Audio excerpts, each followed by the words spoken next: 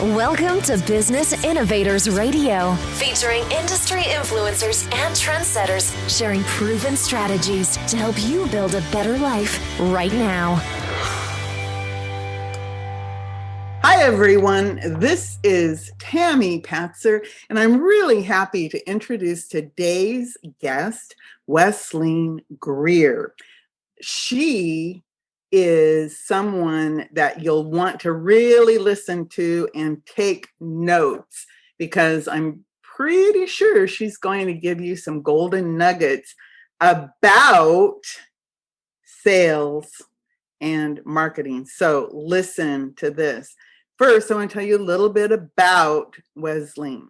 Having managed multiple million-dollar teams, Wesleyne marries her love for sales and her passion for coaching and transformed sales. She has a strong track record for driving revenue through sales, marketing, and ongoing customer support. This has earned her numerous accolades, including multiple Sales Team of the Year and Sales Excellence Awards. So welcome. Thank you so much for having me, Tammy. I'm excited to be here.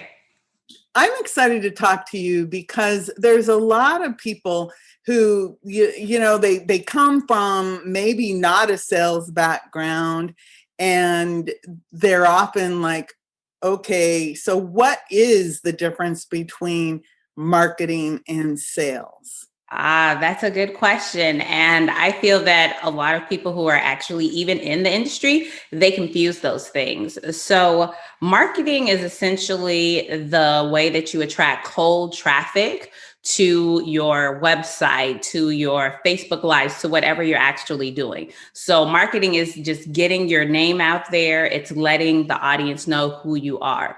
And so I call that filling the funnel. So marketing is essentially filling your funnel.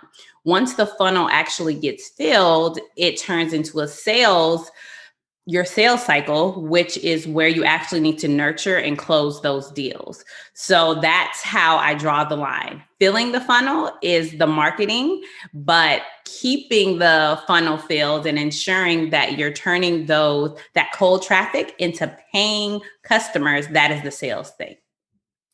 So you have marketing, you're attracting people, and then once you have the people in the funnel, then of course you have to sell them. So tell me a little bit more. Do you need to have both sales and marketing to be successful?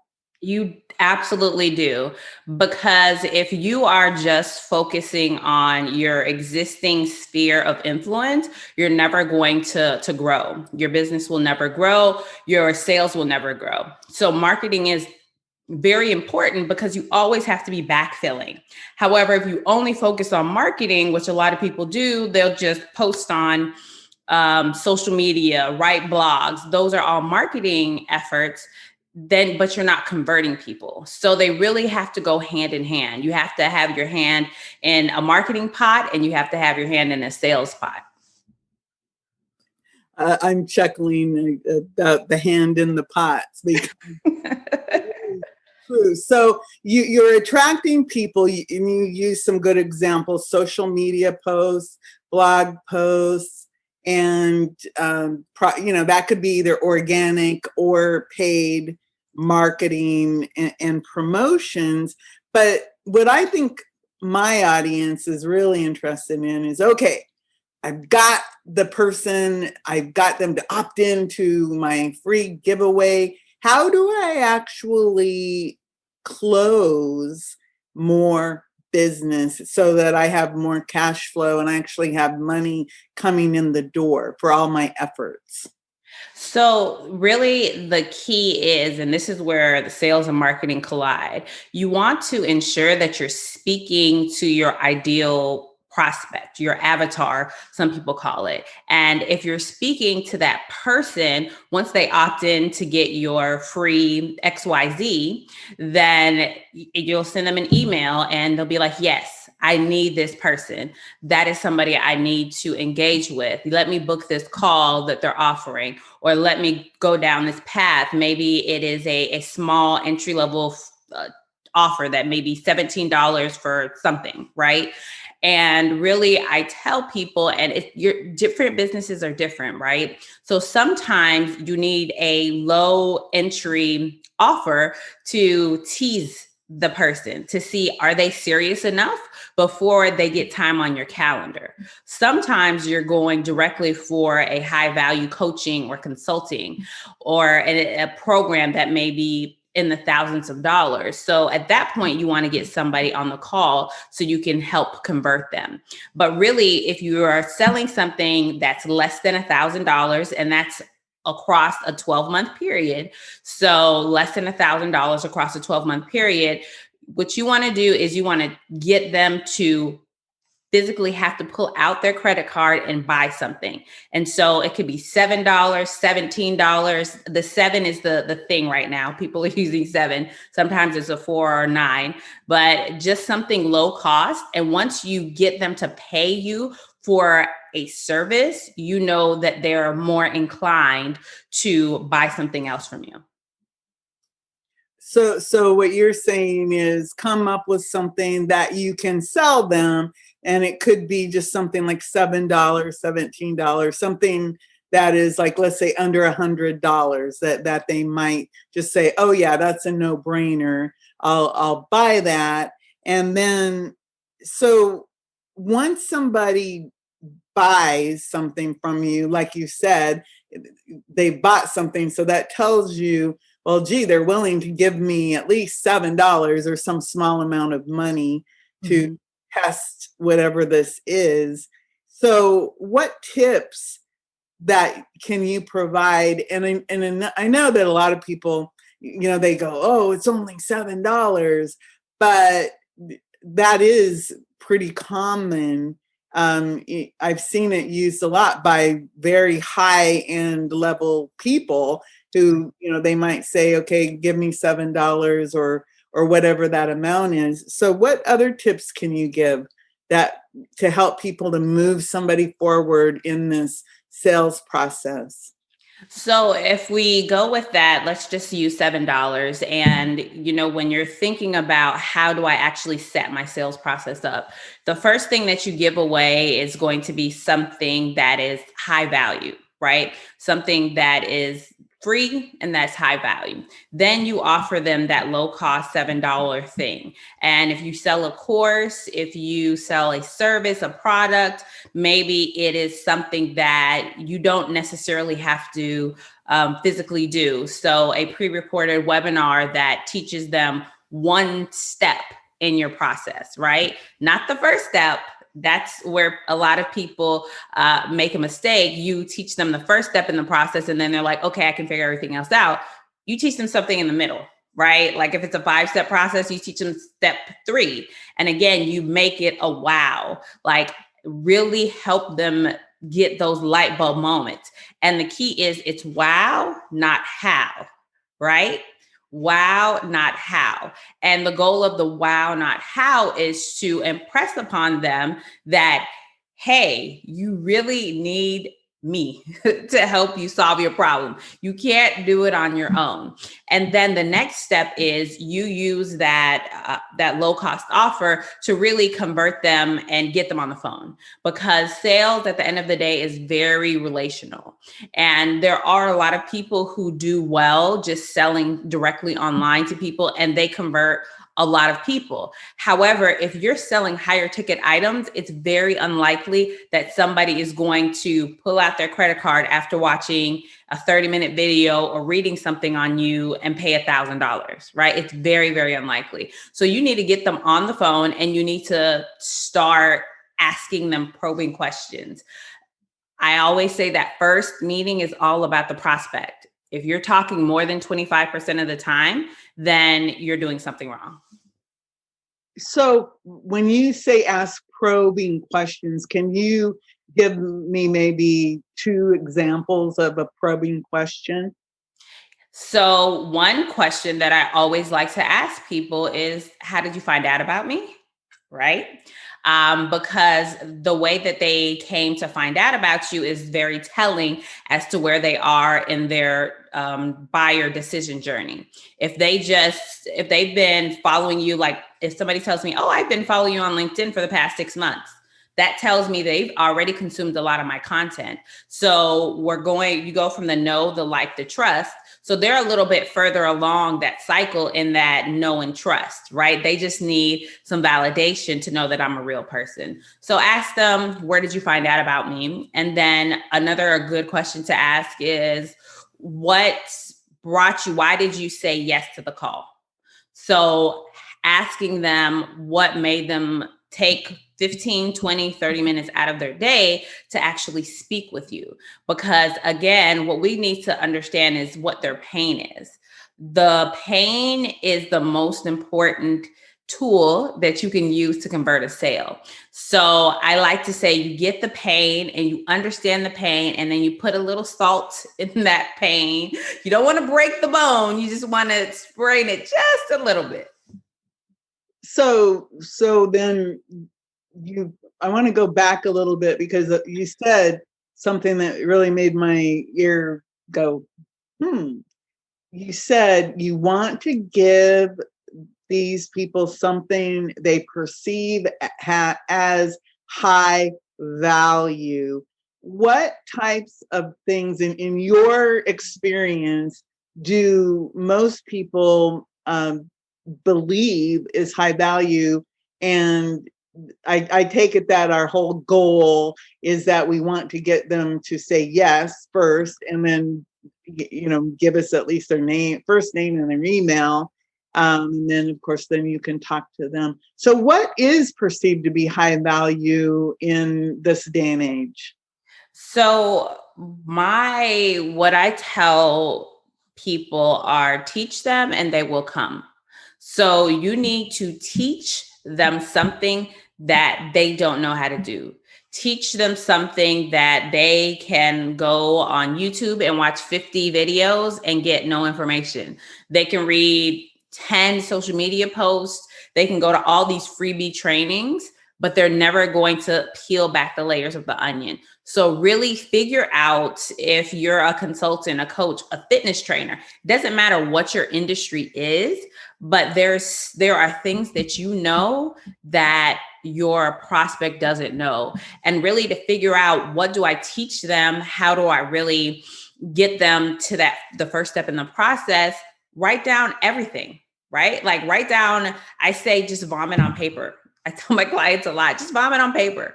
Write down everything that you know. Maybe you have recently started your fitness business, let's just say. And you've taken courses, you've invested in yourself. And so you know how important it is for you to have invested in yourself to become a certified personal trainer, maybe. So what did you learn over your past 6 or 12 months in school that you didn't know before you actually invested in yourself? The same thing with a business coach.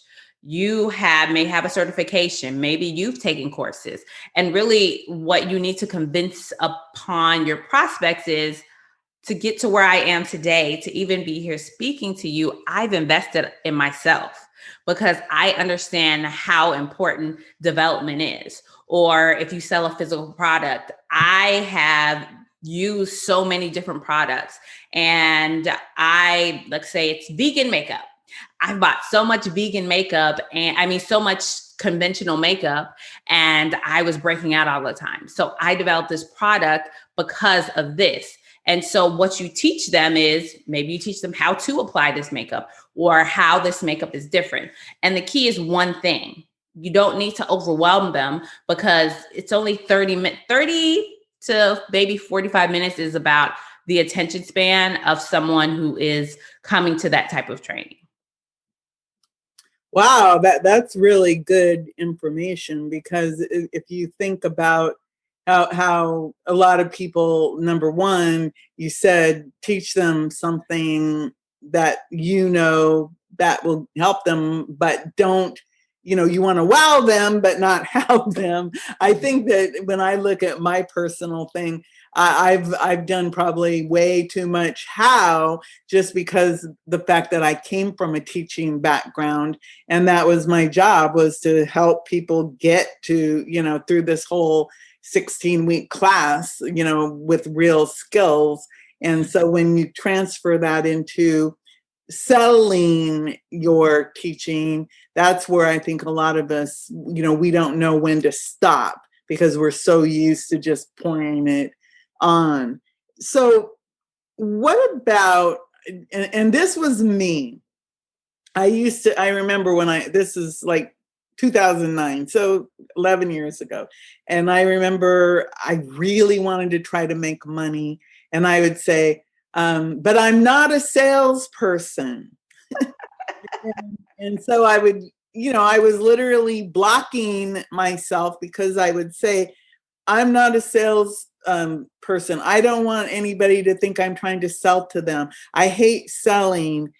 What do you suggest that people like me do? Because obviously we have to sell something in order to make money. Right. So what do we do to make that process for us easier? So the first thing that you have to do to actually achieve the growth that you would like to is you have to remove those self-limiting beliefs. Those, I'm not a salesperson, I don't like salespeople, sales sucks, all of those negative thoughts that you have, really, that's the first step. And a lot of people equate sales with the used car salesperson, right? You go to the car lot and they just badger you, and then they call you a million times, they send you a million emails, and you're like, I was just browsing. That is not what sales is. Sales is finding a solution to someone's problem. You are providing them the solution. So if you think of yourself as a solution provider and not a salesperson, that really is what helps get you past that block. And if somebody comes to you and you know that they have this problem and you say, I have the solution, you are doing them a disservice by not offering them your solution, right? It's just like if you go to the doctor and you've broken your arm and they say, I know how to fix it, but I'm not going to. It's the same exact thing. So if somebody has a problem, you have a solution. And once you get that in your brain, you will start the process of actually selling and making money. So get rid of those limiting beliefs about I'm not a salesperson. And again, like you said, you're doing everyone a disservice if you don't provide that solution, because you have the answers. And each one of us, because of our backgrounds, we probably have all kinds of solutions to problems just because of our lived experiences. So I wanted to ask you, first of all, if somebody wants to reach out to you, where can they reach out? The best way to get in contact with me would be to follow me on LinkedIn. I'm pretty active on LinkedIn. It's my name, Wesleyne Greer. Another way to learn more about what I'm doing, as well as more tips, I would recommend going to my website. We have a blog and we blog daily about sales issues, sales leadership issues, virtual selling, things like that. And my website is transformedsales.com.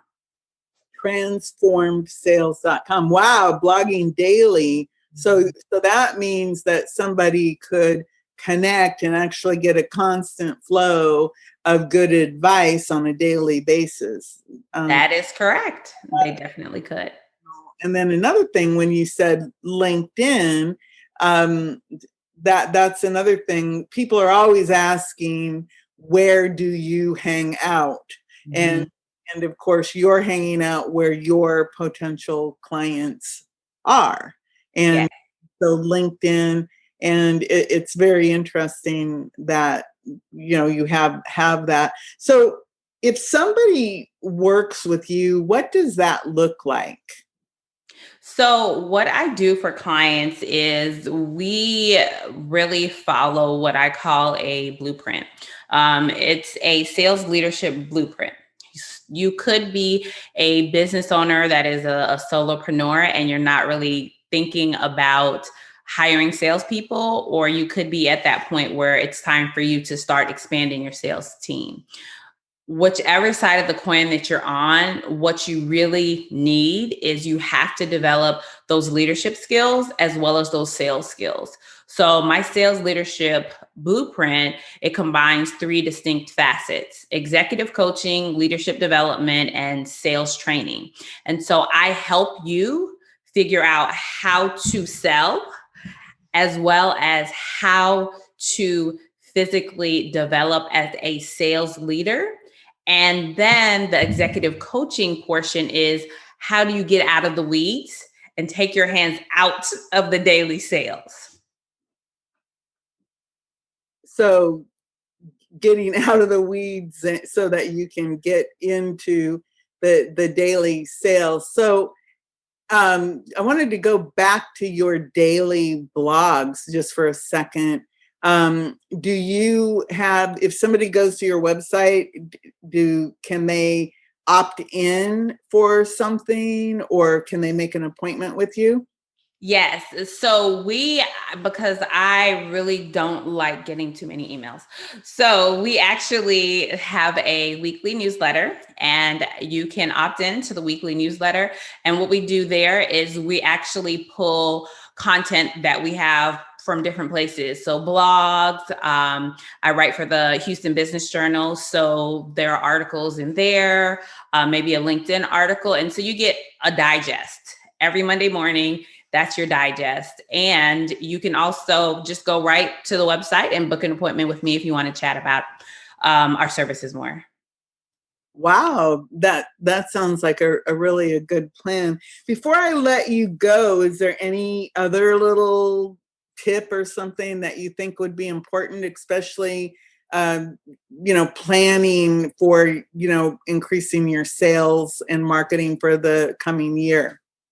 Yes, I think that everyone needs to really be focused on the growth that they want to have in their business. Really do a deep dive into what worked well in 2020, what didn't work well, and all things aside, let's focus on how you are going to ensure that you set up the next year for success. Figure out these activities worked, these activities didn't. For instance, I'm talking to clients who have done so much networking, and then I ask them, what is the return on that investment? How many clients have you gotten through all of those weekly meetings that you're going to, all of these things? And they say one or two. So invest that time elsewhere. And if you haven't started doing things on the marketing side, which are writing content for your actual prospect, doing postings on social media, doing videos, all of those things are going to fill your funnel. And you have to really understand, when you fill that funnel, who in your funnel is worth the time. Because everyone who jumps on your email list or buys that first little $7 product, they're not going to be an ideal client. So in order to maximize your time and have the best return on your investment, you really have to have a good idea of who that person is. And finally, serve, don't sell. Be sure that you are the solution provider to your client's problems. Serve, don't sell.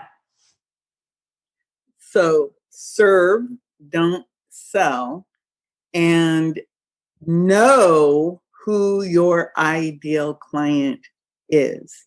I think that right there is something that often people, let's say, they throw spaghetti against the wall, hoping to attract. Do you have? I look now. My brain just went exploded, because I'm like, do you have any tips on how do you determine who that ideal client is? You have to really understand where you can make the biggest splash. So, for instance, the industry that I'm in, which is, I guess, the big umbrella is sales training, right? So there are a gazillion different sales training programs out there. But where my strength lies is really developing the leader that then develops their team, right? So you have to understand, what are you really good at? You don't want to operate in the area that you're mediocre. If you're mediocre, you're always going to lose. Operate in your top 5%. What are you top 5% at? And how can you really make an impact?